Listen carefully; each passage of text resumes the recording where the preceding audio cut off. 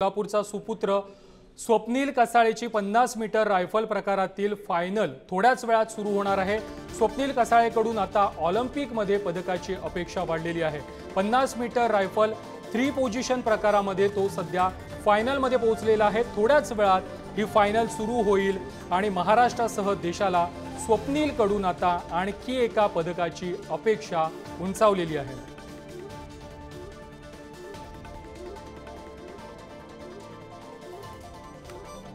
50 metre rifle प्रकारातील ही स्पर्धा सध्या सुरू झालेली आहे। कोल्हापूरचा सुपुत्र स्वप्नील कुसाळे हा फायनलमध्ये आहे आणि स्वप्नीलकडून पदकाची अपेक्षा संपूर्ण देशवासियांना असणार आहे। महाराष्ट्रासह कोल्हापूरवासियांना देखील त्याच्याकडून पदकाची अपेक्षा असणार आहे। सध्या ही फायनल सुरू झालेली आहे।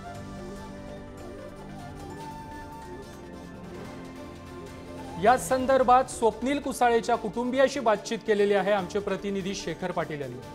मी सध्या स्वप्नील कुसाळेच्या घरामध्येच उभा आहे आणि माझ्या मागे पाहताय खरं तर त्याची ही स्वप्नीलची आजपर्यंतची कमाई आपण या दृश्यांमध्ये पाहतोय आणि या सगळ्या कमाईनंतर आज स्वप्नील जो आहे तो खरं तर ऑलिम्पिकच्या आता फायनलमध्ये जाऊन पोहोचलेला आहे, अंतिम फेरीमध्ये जाऊन पोहोचलेला आहे। एवढ्या सगळ्या स्पर्धकांमधून खरं तर पहिल्या टॉपच्या 8 मध्ये जाऊन पोहोचणं ही खूप मोठी गोष्ट असते आणि ती आज या ठिकाणी काही तास आता बाकी आहे।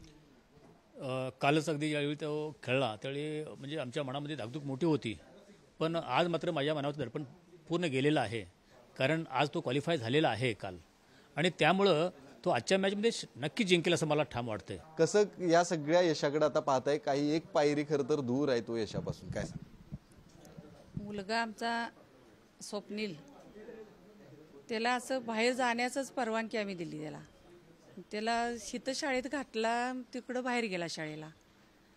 ते आम्ही दोघांनी वडिलांनी आईने त्याच्या साथ दिली त्याला बाहेर शिकण्यासाठी, जा बाहेर म्हणून प्रगती करीत गेला पुढं आणि त्या उद्या आजची मॅच जिंकणार असं आम्हाला असं वाटतं। मला अभिमानच वाटतो माझ्या भावाचा की तो आता ऑलिम्पिकसाठी फायनलमध्ये आता मॅच खेळत आहे। आज तर साधी गोष्ट नाही की ऑलिम्पिक क्वालिफिकेशनमध्ये आपण पात्रता फेरीमध्ये आपण पोचेल, कारण एकूण 44 प्लेयरपैकी इन 8 मध्ये आपण पात्रता फेरीमध्ये भाग म्हणजे येणे ही साधी गोष्ट नाही आणि तो आज फायनलमध्ये आहे। चांगली बाब आहे आणि आमच्याकडून त्याला शुभेच्छा पण आहेत आणि पूर्ण देशवासियांकडून शुभेच्छा आहेत आणि ही जी त्याची कष्ट आणि मेहनत आहे ते त्याला आज मिळेल, त्याची जी ध्येय आहे ते पूर्ण होईल। आजी काय सांगाल? खरं तर नातू तिथं ऑलिम्पिक पर्यंत जाऊन पोहोचलेला आहे, जे अनेक वर्ष तो कष्ट करत होता तिथं जाऊन पोहोचलाय, आता एक पायरी दूर आहे। आनंद आम्हाला, नातू माझा लांब हिथं आपला होता की लांब गेलाय, आपल्या त्यांच्या पायाच्या पुण्यान आपलं त्यांचं चांगलं झालं, आनंदात होऊन देत आणि बी आमच्या नातवाला आमच्या लेकान सुनन आपल्या त्यासनी हे केलं, चांगलं केलं त्यांचं आणि असाच आणि मोहर वाढत जाऊन देत माझ्या नातवाचा। आमचा आशीर्वाद आम्हाला आमचा आहे। तर आजीचा देखील आशीर्वाद जो आहे तो या ठिकाणी पाहायला मिळतो, त्यामुळे नक्कीच स्वप्नील जो आहे तो आज या ठिकाणी पदकाला गवसणी घालेल असं देखील विश्वास सगळेच त्यांचे कुटुंबीय व्यक्त करताना पाहायला मिळतात। कॅमेरामन ओंकार वळवडेसह शेखर पाटील, पुढारी न्यूज, कोल्हापूर। या संदर्भात अधिक माहिती देण्यासाठी आमचे प्रतिनिधी शशांक पाटील आपल्या सोबत आहेत।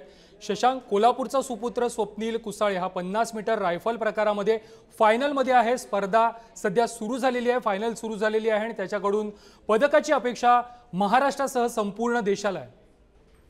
अगदी बरोबर प्रथमेश, म्हणजे स्वप्नील कुसाळेने सुरुवातीपासून चांगली कामगिरी केली। याआधी अनेक राष्ट्रीय आंतरराष्ट्रीय स्पर्धांमध्ये त्याने चांगली कामगिरी केली आहे, ज्यानंतर आता पुढे तो ऑलिम्पिकमध्ये त्याने एंट्री मिळवली आणि त्यानंतर क्वालिफिकेशन राऊंडमध्ये 40हून अधिक खेळाडूंमध्ये टॉप 8 मध्ये त्याने आता फायनलमध्ये धडक मिळवली आणि आता फायनलचा सामना सुरू झालेला आहे। 1 वाजलेले आहेत आणि आत्तापासूनच अवघ्या देशाचं लक्ष त्याच्या या सामन्याकडे लागून आहे। आता तो किती पॉईंट्स मिळवतो आणि कसा टॉप 3 मध्ये येऊन किमान कांस्य पदक किंवा गोल्ड मेडल अर्थात किंवा रौप्य पदक मिळवतो हे पाहावं लागेल। आणि जसं की काल आपण सांगितलं तसं कोल्हापूर आणि ऑलिम्पिकचं नातं फार जुनं आहे। पहिलं ऑलिम्पिकचं पदक हे खाशाबा जाधव कोल्हापूरच्या मातीतलीच पैलवानाने मिळवून दिलं होतं, पण तेव्हापासून मात्र कोल्हापूरला खास कामगिरी करता आलेली नाही। इतक्या वर्षात राहिनी सरनोबत असेल, तेजस्विनी सावंत असेल, वीर धवल खाडे असतील, अशा अनेक खेळाडूंनी ऑलिम्पिकपर्यंत गवसणी घातली, मात्र पदक त्यांना मिळवता आलं नव्हतं।